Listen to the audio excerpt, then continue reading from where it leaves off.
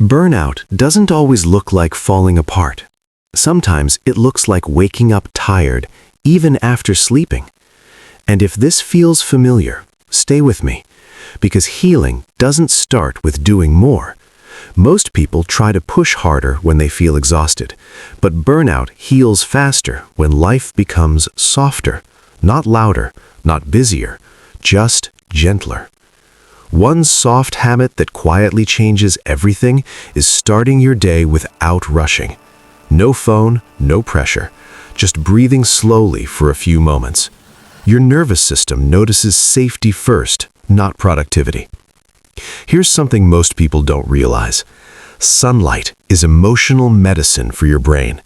Just 5 minutes outside can slowly lift stress you've been carrying for weeks. Small, but powerful. Another soft habit is letting your thoughts leave your head. Write them down, not to solve everything, just to release the weight.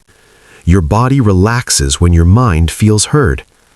If movement feels hard right now, that's okay. Burnout doesn't need intense workouts. It needs kind movement, a slow walk, a gentle stretch, enough to remind your body you're alive, not overwhelmed. Evenings matter more than you think. Lower lights, quieter sounds, slower breathing. Your nervous system heals best when nights feel peaceful. And here's the habit most people skip: speaking kindly to yourself.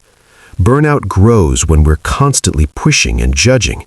Healing grows when we rest and forgive. These habits may seem small, but done daily, they quietly rebuild your energy, your peace, your joy, without forcing anything. You don't have to fix your whole life today. Just start softly. Healing happens in gentle moments, and it starts right now.